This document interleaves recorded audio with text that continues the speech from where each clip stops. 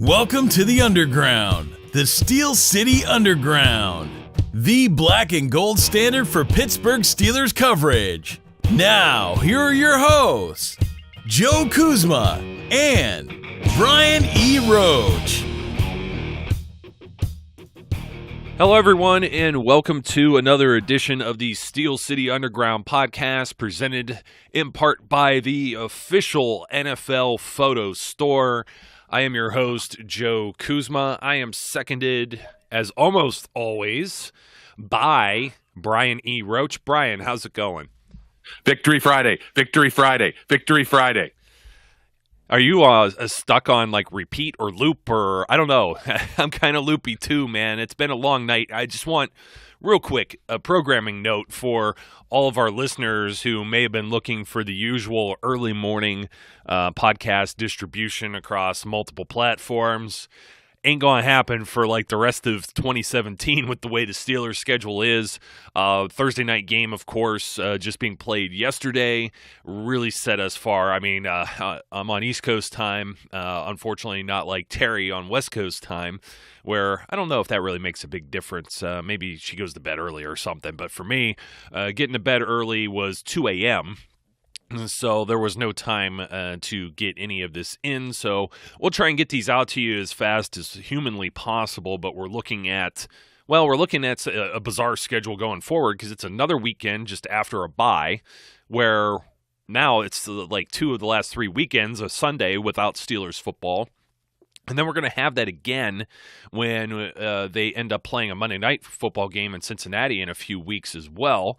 And then, of course, there's Sunday night football that's coming up. There's a game against the Packers, game against the Ravens. So none of this stuff is normal until they get to play the Browns on New Year's Eve. And New Year's Eve is the holiday. So just some programming notes. We apologize, but we do try as hard as humanly possible. And saying that, too, we have some changes and some updates coming to the website as well. Some of those are in progress. A few of you have already checked those out, and I already had a bug that was submitted, so thank you, Jamie, for that. And we got that all fixed. So now that that's out of the way, Victory Friday, and what do I say to that, Brian, but dilly dilly.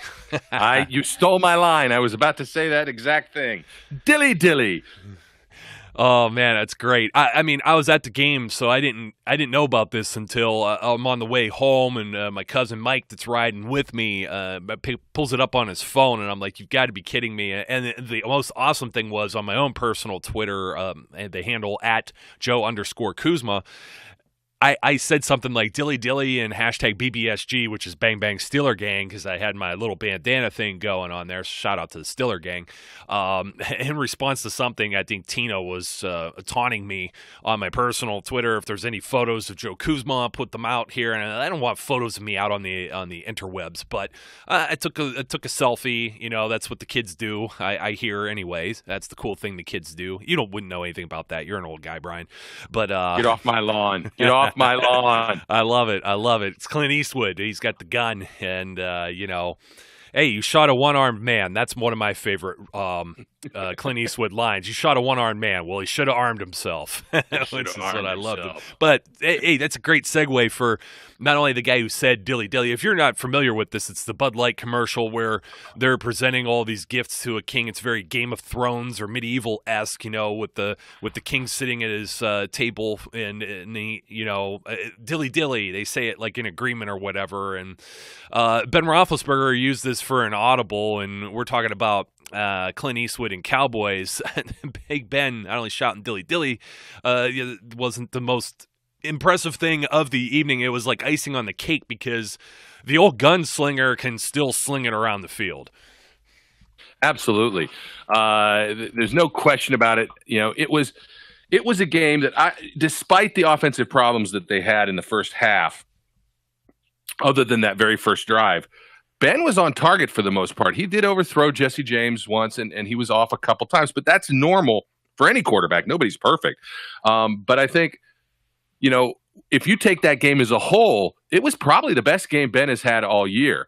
And, once his receivers stopped dropping balls on him and they got a little more consistent in how they were going to go and took what was being given as opposed to always trying to go 35 to 40 yards down the field, The second half was classic Ben. Even Chris Collingsworth was kind of losing his mind about how it was old-timey Ben with the, making plays after contact, the dump off to Le'Veon Bell while two guys are hanging off of him. It was classic Ben. It was a really, really fun game to watch after the half. Well, it was interesting for Roethlisberger because everyone says, hey, this is the greatest game that, he's played this year. And the numbers are all over the place. He's attempted more passes in one game. That was the Jaguars game that had the abomination of 5 interceptions. He hadn't thrown for 3 or more touchdowns in a game all year, so he throws 4 in this one against the Titans, and that's the tops for the season. 30 of 45 matches, it's a 66.67 completion percentage, which matches his second best on the year. The best was at Kansas City, he had a 68%. Week 1 was the other 66.67 that he had. He was 1 yard shy of 300. He's only thrown over 300 yards twice this season. Felt he got a little rough. 300 is not even a magic number for a quarterback. 400 is. He hasn't touched that at all. And he didn't throw any interceptions, and he's had several games where he hasn't thrown interceptions all year. The 115 QB rating is second to playing the Bengals with that win at home. So Ben is definitely better at home. All 3 of his 100 or better QB rating games, all at home, Vikings, Bengals, and Titans. And the Steelers have 4 more home games out of this stretch of, what do we got now, 6? I'm losing count. The wins just keep piling up, and I wish my bold predictions, I've been calling for it week after week, and I'm just like, I feel like an idiot when I say on Sunday that they're going to score 30 or better for the Colts, and once they do that, they drop 30 on the Colts, I'm going to say they're going to score 40, and guess what they do, man? I pulled that from the predictions, but I still put it in the article that I said, I feel like I want to say this, but I feel like it's not a bold prediction anymore because it's not coming true. Pull it from there, they put up 40. Absolutely. It's, Newton's Law, whatever, or Murphy's Law, somebody's law. Why am I thinking Newton's Law? Must be my daughter and her physics homework. I don't know if does Newton have a law? They all have like laws. I don't know, Law and Order. There's law something. I don't know, man. I'm telling you, I'm on lack of sleep, and sitting there watching the game. This is interesting. There's just some things that just jump out, and I have to say that Cody Sensabaugh I got to go back to the predictions here. Cody Sensabaugh, he nearly had 2 picks. He had 1. I thought he was going to take it to the house. I made a very bold prediction of a pick 6, and he nearly had it. Mariota throws it. He made a comment or something to Mariota after. You looked right at me. I can't believe you threw it. And then Mariota makes the saving tackle on the sidelines after making his own snafu there too. But yes, our own QB there, Big Ben, looked very sharp. And I like the way that Mike Tomlin got a little bit of, one of the better feelings was seeing Landry Jones come on the field, we saw Connor in the middle of the game, but getting these guys at the end and just, everybody's like, usually Ben wants to play the entire game, Bell wants to play the entire game, screw that jazz, because they were on a short week, and it's nice to see that they were at home, played well at home on a short week. Now they get some rest, and they get to go for the rest of this stretch is going to be, I think we should buckle up, because this could be a sign for things to come, because they still weren't perfect even on Thursday night. No, they weren't. I think it's a good sign that, as opposed to like the Colts game where they got their acts together and they had a nice comeback, but it was still shaky. The second half of this game was the offense that the Steelers offense can be. And even then, it's a different flavor of that offense than we expect to see. It wasn't long downfield passes for giant chunks of yards. It was just a consistent torrent of short passes, eating up yards, taking whatever was available. Ben was on target. The throws were accurate. Receivers are pulling the ball in. And when you do that, eventually it opens it up so that, Antonio Brown can make the run-of-the-mill helmet catch. What do you think about this, though? And as you said, it was a different flavor. I had predicted James Conner was going to get somewhere about a half dozen carries, and that's right where he was, 5 carries for 12 yards. But Le'Veon Bell, only 12 attempts, 46 yards. They didn't try and really run the ball. This was to kind of I'm going to put a jab, Tommy Jaggy. I got to jab him in the side here because we had that little fight, I think. I may have mentioned this on the last episode with you, Brian, a little Twitter spat. I don't know. It was friendly, but I always think of it as everybody on Twitter just wants to argue with me. So maybe Tommy wasn't arguing, but we were talking about the Steelers winning in spite of Ben Roethlisberger. And this was anything but. This was the Ben Roethlisberger show this time. Like I said, 30-45, 299 yards, 4 touchdowns, no picks, 115 QB rating. He was on fire. He found Bell, second best receiver. Remember that whole script? So Bell still got over 100 scrimmage yards despite only running for 46. He caught 9 balls for 57. 1 or 2 of those, I think, for a first down on a third down. So that was pretty cool. Juju was still involved. He caught 4 balls for 47. And Martavis Bryant made a little bit of an impact. There was a double coverage he almost came down with in the end zone that he missed, but still stretched the defense, made them have to respect that. There was another one where he kind of pushed off too. I don't know, I didn't get to see all of the game. I started to watch the replay of it, but from what I could see on the replays in the stadium, looked like it was just hand fighting. Is that what you got, or did he actually shove off on the one? But he kind of missed one there. When you look at it from where the ref was standing, and you know my opinion on the refs. I don't. What's the opinion on the referees? They stink. But the refs stink. But I will give them this much. From the angle that he was forced to look at that play from, you could think Martavis extended his arms and pushed off. I don't think he did. I think it was a weak call at best. I think there were several weak calls in that game. And it wasn't, I guess it got to be the third quarter before I really had to claim that the refs stink. At this point, I don't even remember what the play was, but it was something that ticked me off to no end. You know what? I'm trying to think what it was, too. It may have been, I thought it was at the end of the second quarter, but it may have been beginning of the third. It was the hands to the face right after. Maybe there was one with Tuitt. I'm actually going to put this up on the website in the near future here with the You Make the Call. I didn't have a problem with Ron Torbert and his crew. I thought they were at least consistent, even if they were a little tight. It wasn't the worst. I thought Jesse James may have gotten mugged near the end zone, one of the first trips down there, maybe the second trip right after they scored that long pass to AB. And I mean, AB playing out of his mind last night. So, but Jesse James, I think on the one got just completely mugged right in front of the goal line. There was a little short pass that Ben tried to hit him with and then end up settling for a field goal a play or two later. But other than that, Ben actually got one of the roughing the passer late hit things that he never gets, and it got cracked right in the hammy basically. Lucky some of these hits don't end up being worse than what they are, but it was very similar to what Stephon Tuitt did as well. And as much as I hate those type of calls, I hate that the officials are calling it. They are clearly instructed on player safety, and all of the onus is on the defensive players, the same as pass interference or anything else, whether the defender can or can't stop on a dime. And I know they can't, and especially these guys. I mean, I can't stop on a dime. I know they're athletes, but they're moving 50 times faster than I was ever capable of in my prime, and they're not going to stop on a dime. But the onus is on them, that the responsibility is I heard Collinsworth on the replay say something about, well, so-and-so could have maybe slid to the side or something. And it's very highly unlikely they would be able to, but that's still why they just don't want them going low on QBs. So I get that. I'm trying to think of what the other call could have been, because there really wasn't, I don't think, a whole lot of penalties in this game, just to my memory. There was a spot in the game that was rough. It was if you were listening to a CD, it just kept skipping, but then eventually they got everything going. Let's see. Steelers actually, penalty-wise, 7 for 61, and the Titans were 9 for 65, which I think one of those was a pass interference call that eventually got called there too. Maybe AB. AB, yeah. The lady sitting behind me grabbed me by the shoulders and said,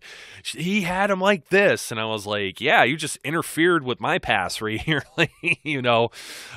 So it was kind of funny. It's just I don't know, Brian, I heard a lot of people complaining about the sky cam at home too. What was that experience like? I had a friend say he didn't even notice it.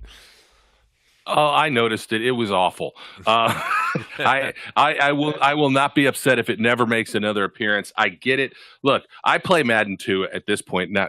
Having got it this year, now I start to play it, and I find myself playing it more often than not. But even that being said, I don't like that view in a regular game. I like to be able to see more of what's going on. I don't like the block chunk of field that it gives you. It's distracting. The kickoffs were awful because you really didn't get a sense of depth. Where is the ball going? It was difficult to tell whether the ball was in the end zone and was a touchback, or whether this massive block of people is where the ball is. And I found it to be really aggravating. So I didn't like it. And it was the roughing the passer thing, by the way, that set me off, the Tuitt one. And the primary difference between the two in my mind is that when Ben got his, the player went for his legs. Mm-hmm. He made the grab for his legs, which is clearly out of bounds, whereas Tuitt was falling and actually was attempting to not hit his legs, but he got the same call. The other big ref mistake, which was in our benefit, is on Antonio Brown's fumble, where they were unaware that you cannot fumble a ball forward and have somebody else recover it at that point in the game. So they should have moved that ball back, but they didn't. I didn't complain because it went in our favor, but it still proves that the refs stink. Oh, that was the long, drawn-out thing. I nearly almost forgotten about that. Martavis Bryant with the hustle play there, picking it up. And that's the holy roller rule, which came into effect at some other game, because I remember Tomlin talking about it as well. That may have been the Bears thing with the Vance McDonald hitting the ball forward and the whole screw-up with that off of, what was that, block kick or whatever. Remember when he hustled back in Chicago and knocked it out of his hands, like, right before the goal line, and I think that was like the holy roller deal. So, but they got under center real quick and snapped the ball. I believe that was the play, and then they spiked the ball, and it was like, okay, the referees are trying to do whatever. I'm like, it's done. A whole other play just ran. There's nothing you could do about it. So, and Torbert comes on the mic and pretty much confirms what I was thinking about. I don't know why it took them like a minute and a half to figure that out, but you can't go back now. You already had another play. It has to be in the moment. You can't have another play and then decide to replay. It's just, it doesn't work that way. It is not. That's why all the teams hurry up. And it usually drives me crazy that the Steelers do not hustle when they're in that type of situation and run another play, and usually allow teams the time to challenge, or the referees, the command center, wherever they are.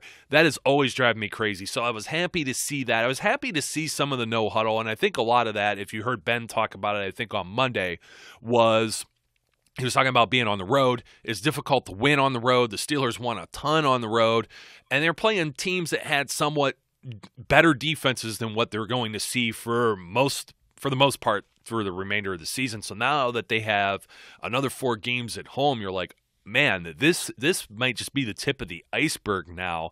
They went off. Now, one thing to say about that too is that Tennessee, solid team, but also playing on a short week as well. So were the Steelers just that much more of an advantage, had that much more of an advantage being the home team on a Thursday night? We see that a lot. I also said it would probably be an ugly game. Either both teams would be unable to score, or one team was really going to blow it out of the water. These Thursday night games don't tend to be, in the middle or highly competitive. And the Steelers were the ones who benefited, as I was hoping they would. Yeah, absolutely. I mean, it's tough to try and prepare yourself. It's tough to prepare your body. The Steelers and Mike Tomlin did a really good job of funneling, especially on the defensive line, with the running backs, funneling other guys in to try and take some of the load off of them from that short week. I didn't notice it as much, and that may speak to the depth on the Titans side of the ball, but I didn't notice it much on the Titans side. But, of course, I'm not as familiar with that team, so I may have missed some. But I'm not surprised they couldn't run well. The Titans have a decent run defense. I mean, it is a Dick LeBeau defense. It's probably going to be solid against the run. But you cannot speak highly enough about the job that our defense did. It was almost like our defense was saying, let's win one for Coach Dad, as opposed to the Titans defense. Because 4 picks, 5 sacks. And as I tweeted out at one point, Cam Hayward is a grown-ass man. I have his numbers up right here. I was going to ask you about that, leading the team in sacks with 7 right now. Yeah, he is. I mean, I've been beating the Cam Hayward drum for a couple years now. I love Cam Hayward. And he is playing, I think he tweeted early in the week about, some disgruntlement because of where he's listed in the Pro Bowl stats. Forget the Pro Bowl. Let's just call him an All-Pro, because that's what he is. He is playing at a higher level than almost any other defensive end tackle, whatever you want to call it, in the league. The man abuses the other side of the offensive line. He gets pressure. He's a grown-ass man. Yeah, and you know what? I'm going to try and see where Pro Football Focus has him rated, because if it's not 1,000 for his rating, I'd be surprised. And you know what? I don't even know my password for this thing right now. I'm not even going to look it up.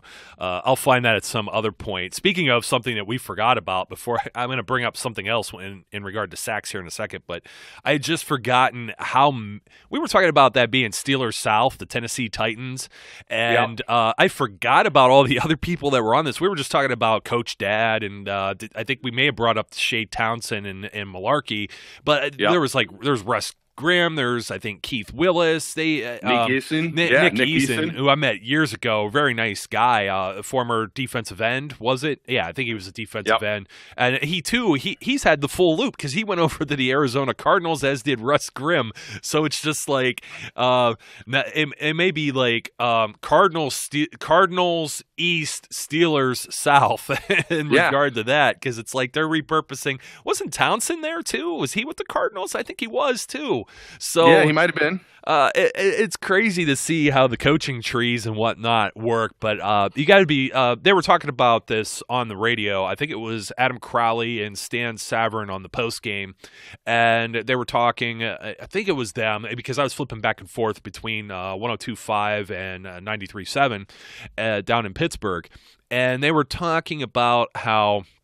Do you think Dick LeBeau leaves this game proud of what some of the guys did, because he may have had some limited time with a few of them, especially like Hayward. I think too, that may have been his rookie year. I think everyone else is pretty much younger, maybe Shazier, Vince Williams, a couple like that.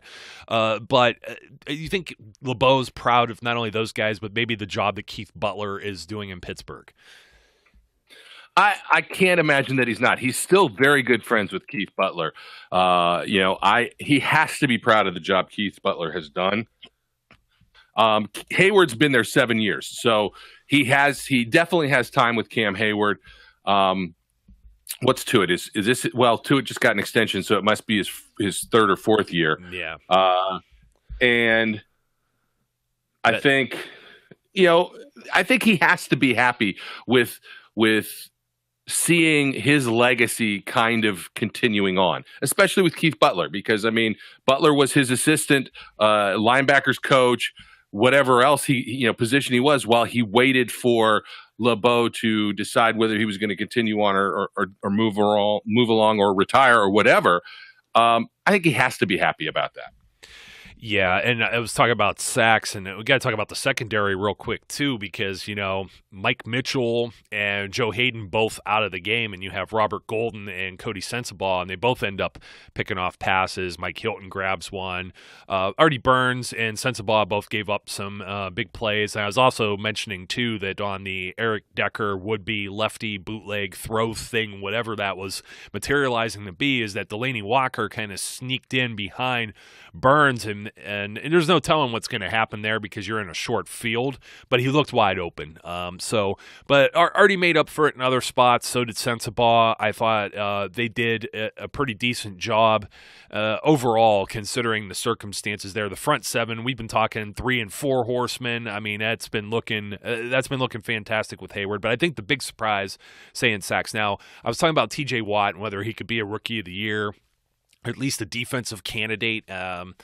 And, you got guys like Myles Garrett that have been on the shelf for most of the season. Watt comes out, blocks a punt. not a punt, I'm sorry, field goal. Just totally owns this guy one-on-one. But then you have, aside from that whole conversation, idea, concept, Watt still making impact plays, you have Vince Williams is a full-time starter.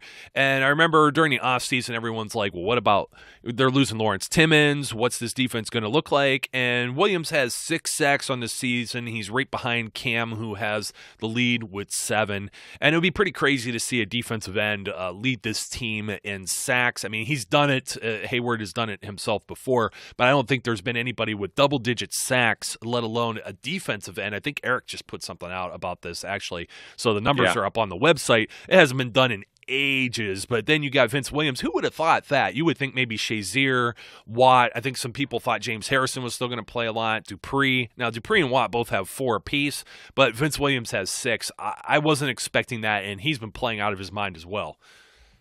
Absolutely. Kudos to Vince Williams. We just didn't know how he was going to respond. But, when we talked about Vince Williams in the preseason, we were a little concerned because he wasn't really making a statement, but it was preseason. And we kind of went, all right. And even in the first couple of games, he seemed more absent than not. But ever since that he started to get more acclimated. He's making the kind of plays he used to make when he would come in to sub out Lawrence Timmons, or when he would replace Shazier when he would be hurt. And he is, especially in how he's pressuring, the quarterback. You're just talking about how it would be unheard of, or generally it has been unheard of for a defensive end to lead the team in sacks. Well, what about an inside linebacker? Yeah. I mean, that's just nuts. But this front, this group of guys who are putting pressure on the opposing quarterbacks, they are just doing a fantastic job. And the longer that we have Cam and Tuitt and Hargrave in that front 3, or the combination of adding Tyson Alualu, or even LT Walton got in and got a sack. Yeah, he did. The guys that we have pushing that front group are letting guys like Vince Williams get through free. And because it's not just they're taking on blockers, they're abusing the opposite side to the point where they can't do anything. It's not like they can shed them and go find the linebacker coming in. They're having a heck of a time just keeping Cam Hayward, Stephon Tuitt, Javon Hargrave away from the quarterback themselves.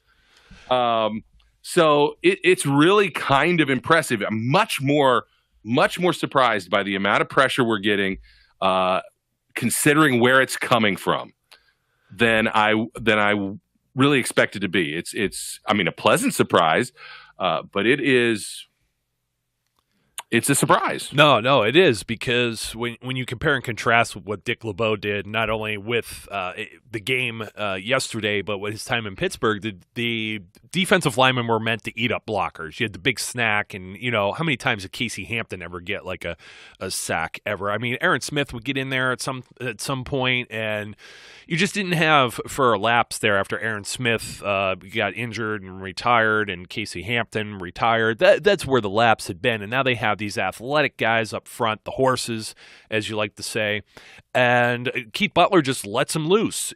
Go out, go get the quarterback too. So it's not just all predicated on let's use these guys up front to free up for the linebackers, blitzing or whatever, and it'll send the occasional DB out there too. We've seen Hilton, Artie Burns, unfortunately didn't get his hands on Mariota on that one little touchdown scramble. Any lesser a quarterback would have gotten hit there, but Mariota a little mobile. But the one thing I did want to bring up, and this is a good segue too, is just the picturesque helmet catch that Antonio Brown had. And I'm sure you can find this photo over on the official NFL photo store. So Steelers fans, if you're interested in that, if you're looking for photos of top plays such as that, your favorite players, Antonio Brown, Juju Smith-Schuster, who now has his own little Juju chant that's going, which worked very well with Jesse James and the Heath chant last night, I must say. Jesse James never even left the field during that game, played 100% of the game. That's pretty impressive as well. But if you're interested in photos like that, the Outlaw, Antonio Brown, Visit Steelers.photos.nfl.com. That's the team's official online photos store. It's the largest selection anywhere. And if you use the special promo code SteelCity, all one word, you use that at checkout. It's good only one time, so make sure it's something you really want. It'll be 25% off. That's good until the end of the year, so get your Christmas shopping in as well. That's Steelers.photos.nfl.com, official sponsor of the Steel City Underground podcast.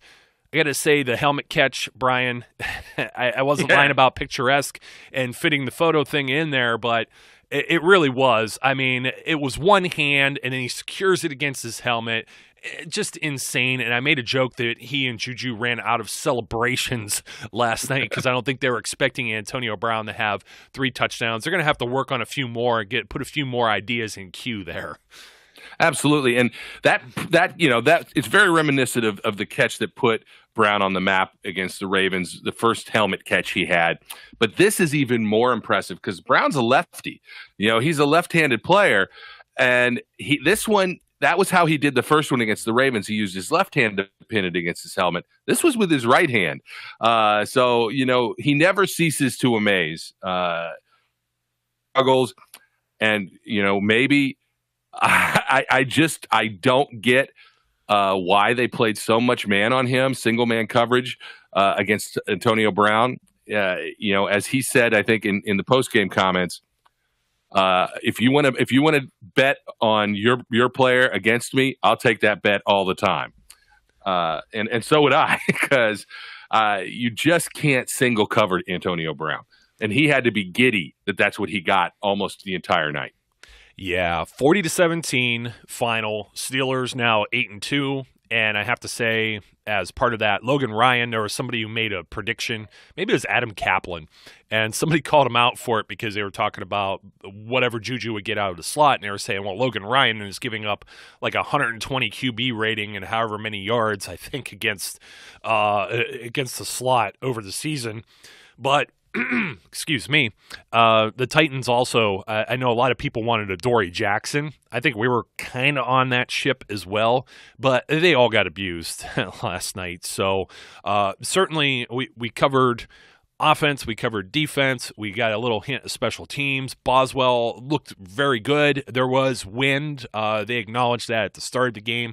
It was whipping through there, so it was a little bit more chilly. I say this will still be shorts weather come March or April once you're used and acclimated to the cold, but that was like one of the first times I've been out. They probably had amazing weather at Heinz Field so far this year, but that happens when you have only 3 games and you didn't have one for like forever until like November. So now it's going to turn into the cold. We're going to see cold weather teams usually run the football. We're going to see what the Steelers do with 4 more home games. They have a Christmas game, and they also have a Monday night coming up against the Bengals. So 8-2, maybe not the exact way you thought they would arrive at it, but I look at the schedule ahead and real quick because we're up against it, Brian, but I don't know. Who do you feel threatened by? I mean, there's New England. They're the elephant in the room, of course. That's it. Just by name recognition, but I don't see anybody else that terrifies me on this schedule. I'm not worried about going to Houston without Deshaun Watson now. I've never been worried about the Bengals. The Steelers have owned the Bengals. It don't matter where. They've swept them so many times in a season. They could sweep the whole AFC North. They absolutely could, and in fact, they should. They have a 3-game lead in the AFC North, and it may end up being a 4-game lead by the end of this weekend.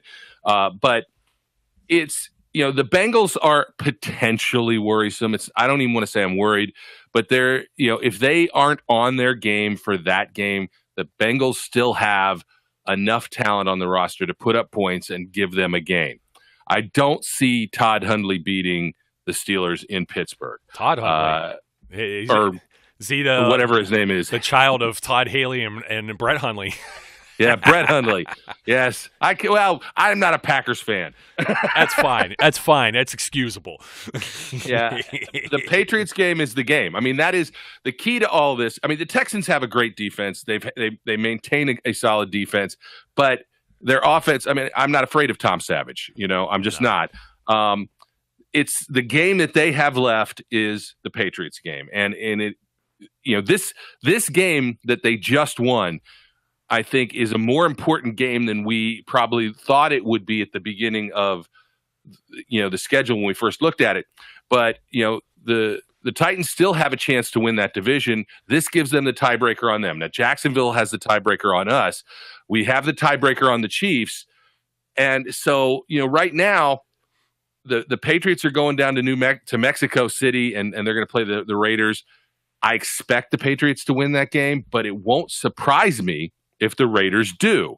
And if they do, the Steelers are they're still in the driver's seat either way, but I think it's all going to come down to that game on December 17th as to who is going to be the number one seed in the AFC. If the Steelers keep playing the way they are right now, and they played a lot of man coverage themselves last night at various times, if they can do that against the Patriots and play the kind of defense we saw last night and that we have seen over the last several games against the Patriots, they can beat the Patriots. And that that'll put them in the driver's seat for the entire playoff run. Home field advantage the entire way. Get that first round bye. It looks pretty good. Yeah, I'm not you know what? I don't worry about the zone and the man thing. I think a lot of it's personnel. I think a lot of it's matching firepower with firepower. I don't think the Patriots necessarily have a great defense. I don't want to preview the Patriots too far in advance here, but I was just listening. I think it was Mark Schlereth. I don't know if I mentioned this before on the air here, but I was listening to him like a week or two ago. I forget who the Patriots played, and they said, oh, here you see man coverage, and who tears up man coverage like no one else? Tom Brady carves up man coverage. And I'm listening to this like, well, wait a minute. Isn't that the cure-all for the Steelers defense, is to play man against the Patriots, and then all of a sudden they could beat that team, finally get over the hump? I don't know if it's the answer or not. I think it'll be a mix of things, but it'll be nice maybe. Crossing fingers that they're healthy and they'll be able to compete just straight up with them. But that's the way I'm looking at it. I think we'll be back maybe on Monday or Tuesday of next week with another episode. We'll get to talk a little bit about some things, some occurrences, before we dive into the Thanksgiving weekend with the Green Bay Packers coming to Heinz Field. There'll be a lot of cheeseheads there. They probably bought their tickets in advance before Rodgers got hurt. So I think that's it, Brian. His name's Brian. My name's Joe. I am. You could be Frodo this time. I'll be Samwise. Until next time, be safe, be good, folks, and we will catch you later. We would like to thank you for listening and remind our listeners to follow us on social media and our website, www.steelcityunderground.com.